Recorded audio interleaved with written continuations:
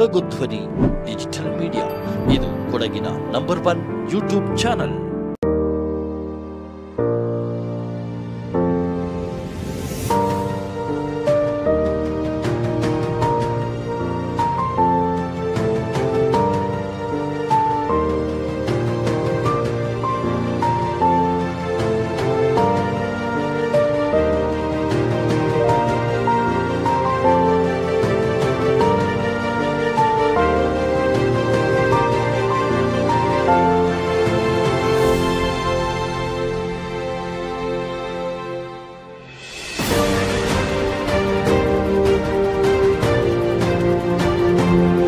ಈ ಕಾರ್ಯಕ್ರಮದ ಪ್ರಾಯೋಜಕರು ಕಳಿಚಂಡ ನೋಬನ್ ಮಂದಪ್ಪ ಮಾಲೀಕತ್ವದ ಈಶ್ವರ್ ಮೆಡಿಕಲ್ಸ್, ಮುಖ್ಯ ರಸ್ತೆ, ಗೋಣಿಕೊಪ್ಪ.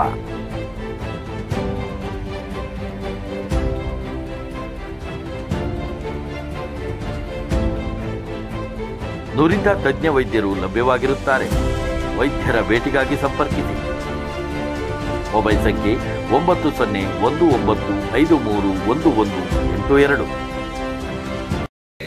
ವೇದಿಕೆಯ ಮುಂಭಾಗದಲ್ಲಿ ಸನ್ಮಾನಿತರಾದ ಹಿರಿಯ ಸಹಕಾರಿಗಳಾದ ಮಚ್ಚಮಡ ಕಂದ ಭೀಮೇನವರೇ, ಮಾಚಿಮಡ ಸತೀಶ್ ಅವರೇ, ಕಾಡೆಮಡ ಅಯ್ಯಪ್ಪನವರೇ, ಸದಾನವರೇ, ಹಾಗೆ ರಾಜೀವ್ ಬೋಪೇನವರೇ, ಅಳಮೆಂಗಡ ವಿವೇಕ್ ಅವರೇ, ಅವರಿಗೂ ಮತ್ತು ಅವರ ಕುಟುಂಬದವರಿಗೂ ನಾನು ಇಲ್ಲಿ ಸೇರಿದಂಥ ಎಲ್ಲ ಸಹಕಾರಿಗಳ ಪರವಾಗಿ ಅಭಿನಂದನೆಗಳು ಹಾಗೂ ಅವರಿಗೆ ಕೊಡಗಿನ ಕುಲದೇವತೆಯಾದ ಇಗ್ಗುತಪ್ಪ, ಕಾವೇರಮ್ಮೆ ಹಾಗೂ ಈ ಕಾನೂರು ಭಾಗದ ಎಲ್ಲ ಊರಿನ ದೇವತೆಗಳು ಹಾಗೂ ಅವರ ಗುರುಕಾರಣರ ಆಶೀರ್ವಾದ ಅವರಿಗೆ ಇನ್ನು ಮುಂದಕ್ಕೆ ಆರೋಗ್ಯ ಭಾಗ್ಯ ಕರುಣಿಸಲೆಂದು ಎಲ್ಲ ದೇವತೆಗಳಲ್ಲಿ ಆಶೀರ್ವದಿಸುತ್ತಾ ಪ್ರಾರ್ಥಿಸುತ್ತಾ, ಇವತ್ತಿನ ಸಹಕಾರ ಸಪ್ತಾಹದ ಉದ್ದೇಶ ಏನೆಂದರೆ, ಸಹಕಾರ ಉದ್ಯಮಶೀಲತೆಯಿಂದ ಯುವಜನ ಮತ್ತು ಮಹಿಳಾ ಮತ್ತು ಅಬಲ ವರ್ಗದವರ ಸಬಲೀಕರಣದ ದಿನಾಚರಣೆಯ ಮಹತ್ವದ ಕುರಿತು ನಮ್ಮ ಶ್ಯಾಮಲ ಮೇಡಮ್ ಅವರು ಮಾತಾಡ್ತಾರೆ. ಆದರೆ ಸಹಕಾರ ಸಪ್ತಾಹ ಇವತ್ತು ನಾವು ಆಚರಣೆ ಮಾಡುವಂಥ ಸಂದರ್ಭದಲ್ಲಿ ಇಡೀ ಭಾರತ ದೇಶದಲ್ಲಿ 14ರಿಂದ 20ರವರೆಗೆ 7 ದಿವಸದ ಸಹಕಾರ ಸಪ್ತಾಹವನ್ನು ಆಚರಣೆ ಮಾಡುವುದರ ಮೂಲಕ ಸಹಕಾರ ಒಂದು ಕ್ಷೇತ್ರಕ್ಕೆ ಒಂದು ಮಹತ್ವದ ದಿನವನ್ನು 7 ದಿವಸಗಳ ಕಾಲ ನಾವು ಆಚರಣೆಯನ್ನು ಮಾಡ್ತಾ ಇದ್ದೀವಿ. ಸುಮಾರು 18ನೇ ಶತಮಾನದಲ್ಲಿ ಇಡೀ ಪ್ರಪಂಚದಲ್ಲಿ ಮೊಟ್ಟ ಮೊದಲ ಬಾರಿಗೆ ಸಹಕಾರ ಕ್ಷೇತ್ರಕ್ಕೆ ಅಡಿಗಲ್ಲನ್ನು ಇಡುವ ಸಂದರ್ಭದಲ್ಲಿ 18ನೇ ಶತಮಾನದಲ್ಲಿ ಇಂಗ್ಲೆಂಡಿನಲ್ಲಿ ಕ್ರಾಂತಿಕಾರಿ ಬದಲಾವಣೆ ಆಯಿತು. ಆಗ ದೀನದಲಿತರು, ಕಾರ್ಮಿಕ ವರ್ಗದವರು, ಶ್ರಮಿಕರಿಗೆ ಆರ್ಥಿಕವಾದಂಥ ಕಷ್ಟ ಕಾರ್ಪಣ್ಯಗಳು ಬಂದಾಗ 1948ರಲ್ಲಿ ಒಂದು ಸಂಘವನ್ನು ಸ್ಥಾಪನೆ ಮಾಡ್ತಾರೆ. ಆಗ ಕಾರ್ಮಿಕ ನಾಯಕರಾಗಿದ್ದವರು ಹಾಗೂ ಅಲ್ಲಿಯ ಕಾರ್ಖಾನೆಗಳು ಮುಚ್ಚಿ ಹೋದಂಥ ಸಂದರ್ಭದಲ್ಲಿ ಅದನ್ನು ಪುನಶ್ಚೇತನಗೊಳಿಸಲು ಅಗ್ರಗಾಮಿ ನಾಯಕರು ಹಾಗೆ ಕಾರ್ಮಿಕ ನಾಯಕರಾಗಿದ್ದಂಥ ರಾಬರ್ಟ್ ಓವನ್ ಎಂಬುವರು ಸುಮಾರು 28 ಜನ ಈ ಅಗ್ರಗಾಮಿ ಮುಖಂಡರ ಜೊತೆ ಸೇರಿ ಒಂದು ಸಹಕಾರ ಸಂಘವನ್ನು ಈಕ್ವಿಟೇಬಲ್ ಪಯನೂರ್ ಸೊಸೈಟಿ ಎಂಬ ಹೆಸರಿನೊಂದಿಗೆ 1848ರಲ್ಲಿ ಮೊಟ್ಟ ಮೊದಲ ಬಾರಿಗೆ ಇಂಗ್ಲೆಂಡಿನಲ್ಲಿ ಸ್ಥಾಪನೆ ಮಾಡುತ್ತಾರೆ. ಈ ಐರೋಪ್ಯ ದೇಶಗಳಲ್ಲಿ ಸಹಕಾರ ಸಂಘ ಸ್ಥಾಪನೆಯಾಗಿ 60 ವರ್ಷಗಳ ನಂತರ ಭಾರತ ದೇಶಕ್ಕೆ ಮೊದಲ ಬಾರಿಗೆ ಸಹಕಾರ ಸಂಘವನ್ನು ಸ್ಥಾಪನೆ ಮಾಡಬೇಕು ಎಂಬ ಉದ್ದೇಶದೊಂದಿಗೆ 1904ರಲ್ಲಿ ಅಂದಿನ ಬ್ರಿಟಿಷ್ ಸರ್ಕಾರ ಆಡಳಿತವಿದ್ದಾಗ 1904 ಮಾರ್ಚ್ 25ರಂದು ಒಂದು ಸಹಕಾರ ಕಾಯ್ದೆಯನ್ನು ರಾಷ್ಟ್ರಮಟ್ಟಕ್ಕೆ ಅನುಷ್ಠಾನಗೊಳಿಸಲು ಚಿಂತನೆಯನ್ನು ಮಾಡಿ ಒಂದು ಕಾಯ್ದೆಯನ್ನು ರೂಪಿಸಿದ ನಂತರ 1905ರ ನವೆಂಬರ್ ತಿಂಗಳಲ್ಲಿ ಮೊದಲ ಬಾರಿಗೆ ರಾಬಿನ್ ದೇವನವರು ಹೇಳಿದಾಗೆ ಗದಗಿನ ಕಣಗಿನಹಾಳಲ್ಲಿ ಒಂದು ಸಹಕಾರ ಸಂಘ ಸ್ಥಾಪನೆ ಆಗ್ತದೆ. ಅದೇ ರೀತಿ ಕೇವಲ 14 ದಿವಸಗಳ ನಂತರ ಕೊಡಗಿನ ಕುಗ್ರಾಮದ ಶಾಂತಳ್ಳಿಯ ತೆಲ್ತಾರ್ ಶೆಟ್ಟಳ್ಳಿ ಎಂಬಲ್ಲಿ ಕುರ್ದಗೌಡನ ಪಿ ದೊಡ್ಡಯ್ಯ ಎಂಬುವರು ಒಂದು ಸಹಕಾರ ಸಂಘವನ್ನು ಸ್ಥಾಪನೆ ಮಾಡುತ್ತಾರೆ. ನಂತರ 10 ವರ್ಷಗಳಲ್ಲಿ ಇಡೀ ಕೊಡಗಿನಾದ್ಯಂತ ಬೇರೆ ಬೇರೆ ಸಹಕಾರ ದವಸ ಭಂಡಾರಗಳು, ಮಹಿಳಾ ಸಹಕಾರ ಸಂಘಗಳು, ಕೃಷಿ ಪತ್ತಿನ ಸಹಕಾರ ಸಂಘಗಳು ರಚನೆಯಾಗುವುದರ ಮೂಲಕ ಇವತ್ತು ಸುಮಾರು 121 ವರ್ಷಗಳ ಇತಿಹಾಸ ಇರುವಂಥ ಒಂದು ಸಹಕಾರ ಕ್ಷೇತ್ರಕ್ಕೆ ಕೊಡಗಿನಲ್ಲಿ ಇವತ್ತಿಗೆ ಸುಮಾರು 334 ವಿವಿಧ ಸಹಕಾರ ಸಂಘಗಳಂದರೆ ಪತ್ತಿನ ಸಹಕಾರ ಸಂಘಗಳು, ಕೃಷಿಯೇತರ ಸಹಕಾರ ಸಂಘಗಳು, ಮಹಿಳಾ ಸಹಕಾರ ಬ್ಯಾಂಕ್ಗಳು, ಹಾಗೆ ದವಸ ಭಂಡಾರಗಳು ಸ್ಥಾಪನೆ ಆಗುವುದರ ಮೂಲಕ ಇವತ್ತಿಗೂ ಸುಮಾರು ನಮ್ಮ DCC ಬ್ಯಾಂಕಿನಲ್ಲಿ ರಿಜಿಸ್ಟರ್ ಆದಂಥ ಸುಮಾರು 288 ಸಹಕಾರ ಸಂಘಗಳು ಸಕ್ರಿಯವಾಗಿ ಕೆಲಸವನ್ನು ನಿರ್ವಹಿಸ್ತಾ ಬಂದಿದೆ. ಅದೇ ರೀತಿ ಹೇಳೋದಾದರೆ ರಾಬಿನ್ ದೇವನವರು ಒಂದು ಮಾತನ್ನು ಹೇಳಿದ್ರು, ಇಡೀ ಭಾರತ ದೇಶದಲ್ಲಿ ಇರುವಂಥ ಎಲ್ಲ ಸಹಕಾರ ಸಂಘಗಳಂದರೆ ಸುಮಾರು 32 ಕೋಟಿಯಷ್ಟು ಸದಸ್ಯರನ್ನು ಹೊಂದಿದಂಥ 8,45,475 ವಿವಿಧ ಸಹಕಾರ ಸಂಘಗಳು ಇವತ್ತು ಭಾರತ ದೇಶದಲ್ಲಿ ಕಾರ್ಯವನ್ನು ನಿರ್ವಹಿಸ್ತಾ ಇದೆ. ಅಂದರೆ ಸುಮಾರು 140 ಕೋಟಿ ಜನಸಂಖ್ಯೆಯಲ್ಲಿ ಸುಮಾರು 32 ಕೋಟಿಯಷ್ಟು ಸದಸ್ಯರು ಸಂಘದ ಸದಸ್ಯರನ್ನು ಹೊಂದುವುದರ ಮೂಲಕ ಒಂದು ಅಂದಾಜು 30-40% ಜನಸಂಖ್ಯೆ ಅವರು ಸಹಕಾರ ಸಂಘದಲ್ಲಿ ಪಾಲ್ಗೊಂಡಿದ್ದಾರೆ. ಅಂದರೆ ಇವತ್ತು ಸಹಕಾರ ಸಂಘ ಇಡೀ ಭಾರತ ದೇಶದಲ್ಲಿ ಎಷ್ಟು ಸಕ್ರಿಯವಾಗಿ ನಿರ್ಮಾಣ ಆಗಿದೆ ಅಂದರೆ ಇವತ್ತು ಯಾವುದೇ ಒಂದು ರಾಷ್ಟ್ರೀಕೃತ ಬ್ಯಾಂಕ್ಗಳು ಮತ್ತು ಖಾಸಗಿ ಬ್ಯಾಂಕ್ಗಳನ್ನು ಪೈಪೋಟಿ ನೀಡುವಂಥ ವ್ಯವಸ್ಥೆಗೆ ನಾವು ಅಡಿಗಲನ್ನು ಹಾಕಿದ್ದೀವಿ. ಇದಕ್ಕೆಲ್ಲ ಕಾರಣ ಏನೆಂದರೆ 1905ರಲ್ಲಿ ಮೊಟ್ಟ ಮೊದಲ ಬಾರಿಗೆ ಸಹಕಾರ ಸಂಘವನ್ನು ಸ್ಥಾಪನೆ ಮಾಡಿದ ನಂತರ ಕೊಡಗಿನ ಮಟ್ಟಿಗೆ ಅವತ್ತಿನ ಪಂದ್ಯಂಡ ಬೆಳ್ಳೆಪ್ಪನವರು, ಪಂದುಕಿತ್ತಿರ ಚಂಗಪ್ಪನವರು ಎಲ್ಲ ಸೇರಿ ಮೊಟ್ಟ ಮೊದಲ ಬಾರಿಗೆ ಭಾಗಮಂಡಲದಲ್ಲಿ ಒಂದು ಕೃಷಿ ಪತ್ತಿನ ಸಹಕಾರ ಸಂಘವನ್ನು ಸ್ಥಾಪನೆ ಮಾಡ್ತಾರೆ. ಅದೇ ರೀತಿ ಭಾಗಮಂಡಲದಲ್ಲಿ ಸಹಕಾರ ದವಸ ಭಂಡಾರವನ್ನು ಮಾಡ್ತಾರೆ.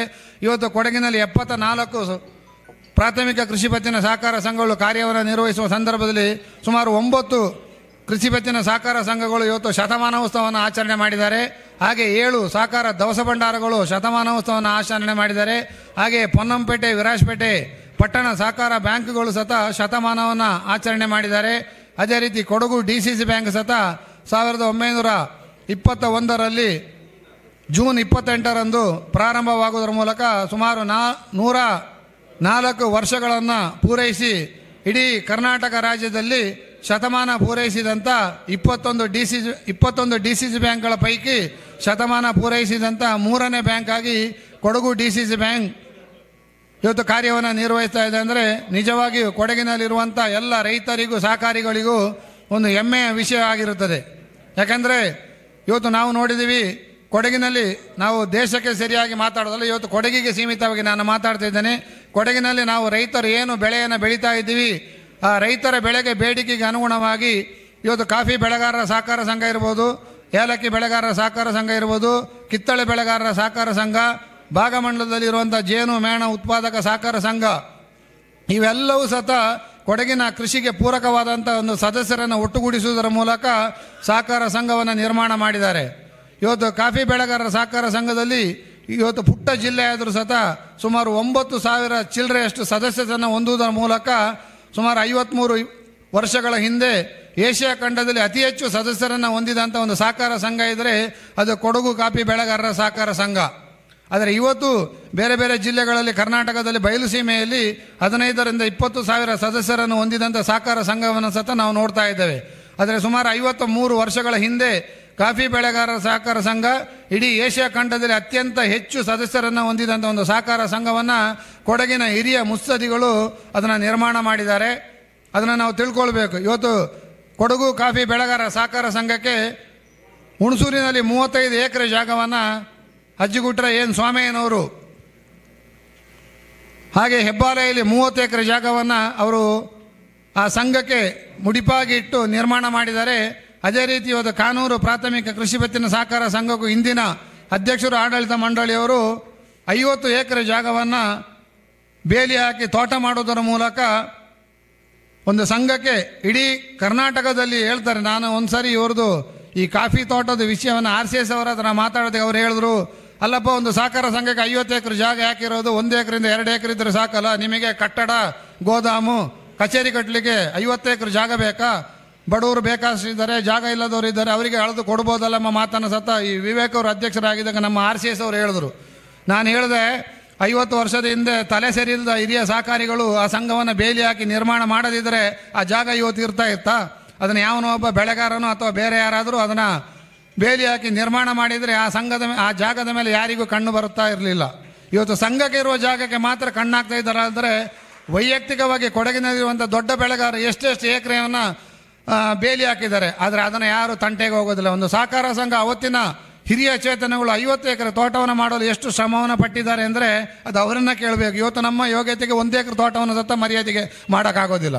ಅದು ಹೋಗಲಿ, ಹಿರಿಯರು ಕಟ್ಟಿದಂಥ ಒಂದು ಕಚೇರಿ ಇರ್ಬೋದು, ಗೋದಾಮಿಗೆ ಮರ್ಯಾದೆಗೆ 5 ವರ್ಷಕ್ಕೊಂದು ಪೇಂಟ್ ಹೊಡಲಿಕ್ಕೂ ನಮಗೆ ಯೋಗ್ಯತೆ ಇಲ್ಲದಂಥ ಪರಿಸ್ಥಿತಿಯನ್ನು ನಾವು ಇವತ್ತು ನೋಡ್ತಾ ಇದ್ದೀವಿ. ಇವತ್ತು ಕೊಡಗು ಬೆಳೆಗಾರ ಕಾಪರ ಸಂಘ ಸತ ಅಷ್ಟೇ 35 ಎಕರೆಯನ್ನು ಹೈವೇ ಮಾರ್ಗದಲ್ಲಿ ಇಡೀ ಕರ್ನಾಟಕದಲ್ಲಿ ಎಲ್ಲೂ ನಾವು ಕಾಣ ಸಿಗೋದಿಲ್ಲ. ಇವತ್ತೆಲ್ಲ ಆ 35 ಎಕರೆ ಜಾಗದಲ್ಲಿ ಎನ್ ಸ್ವಾಮಿಯನವರ ಒಂದು ಪುತ್ಥಳಿಕೆಯನ್ನು ನಿರ್ಮಾಣ ಮಾಡಬೇಕು ಅವರು ಎಂಬ ಮಾತನ್ನು ಇವತ್ತು ಈ ವೇದಿಕೆಯಲ್ಲಿ ನಾನು ಹೇಳ್ತಾ ಇದ್ದೀನಿ. ಪತ್ರಿಕೆಯವರು ಇದನ್ನು ದಯವಿಟ್ಟು ಅದನ್ನು ಬರಿಬೇಕು. ಎನ್ ಸ್ವಾಮಿಯನವರು ಅವತ್ತು ಆ ಹುಣಸೂರು ಮಾರ್ಗದಲ್ಲಿ ಒಂದು 35 ಎಕರೆನ ಬೇಲಿ ಹಾಕಿ ವಶಕ್ಕೆ ಪಡೆಯಲು ಅವರು ಎಷ್ಟು ಶ್ರಮ ಪಟ್ಟಿದ್ದಾರೆ ಹೇಳಿ ನಾವು ಇವತ್ತು ಸುಲಭದಲ್ಲಿ ಹೇಳ್ಬೋದು. ಅದೇ ರೀತಿ ಇವತ್ತು ಕೊಡಗಿನಲ್ಲಿರುವಂಥ ಸಹಕಾರ ಸಂಘಗಳು, ಆದರೆ ಇವತ್ತು ಕಾಫಿ ಸಹಕಾರ ಸಂಘ ಅವತ್ತು ಏಷ್ಯಾ ಖಂಡದಲ್ಲಿ ಅಷ್ಟು ದೊಡ್ಡದಾಗಿದ್ದರೂ ಸತ ಇವತ್ತು ಕಾಫಿ ಓಪನ್ ಮಾರ್ಕೆಟ್ ಬಂದ ನಂತರ ಆ ಸಹಕಾರ ಸಂಘ ಎಲ್ಲಿಗೆ ತಲುಪಿದೆ ಅಂದರೆ ಇವತ್ತು 5 ಕೋಟಿ ನಷ್ಟಕ್ಕೆ ಹೋಗುವಂಥ ಪರಿಸ್ಥಿತಿಯನ್ನು ನಾವು ನೋಡ್ತಾ ಇದ್ದೀವಿ. ಇದ್ಯಾರು ಆಡಳಿತ ಮಂಡಳಿಯವರು ಮಾತ್ರ, ಸಿಬ್ಬಂದಿಗಳು ಮಾತ್ರ ಮಾಡಿದಂಥ ವೈಫಲ್ಯತೆ ಅಲ್ಲ. ಇವತ್ತು ನಾವು ಸತ ಅಷ್ಟೇ, ನಾನು ಸೇರಿ ಎಲ್ಲರೂ ಕಾಫಿ ಬೆಳೆಗಾರರು ಬೆಳೆದಂಥ ಕಾಫಿಯನ್ನು ಏನು ಸಹಕಾರ ಕಾಯ್ದೆಗೆ ಅನುಗುಣವಾಗಿ ಸಹಕಾರ ಸಂಘಕ್ಕೆ ಮಾರಾಟ ಮಾಡಲು ಆಗೋದಿಲ್ಲ ಅಥವಾ ಅದನ್ನು ಅಲ್ಲಿ ಡಿಪಾಸಿಟ್ ಮಡಗಲು ಆಗದಂಥ ಒಂದು ಪರಿಸ್ಥಿತಿ ನಿರ್ಮಾಣವಾಗೋದ್ರಿಂದ ಇವತ್ತು ಏಲಕ್ಕಿ ಸೊಸೈಟಿ ಇರ್ಬೋದು, ಕಾಫಿ ಸೊಸೈಟಿ ಇರ್ಬೋದು, ಇವತ್ತು ಆರೆಂಜ್ ನಷ್ಟದಲ್ಲಿ ಬರುವಂಥ ಪರಿಸ್ಥಿತಿಯನ್ನು ನಾವು ನೋಡಿದ್ದೀವಿ. ಅವರಿಗೂ ಸತ 7 ರಿಂದ 10 ಎಕರೆ ಜಾಗವನ್ನು ನಿರ್ಮಾಣ ಮಾಡಿದ್ದಾರೆ.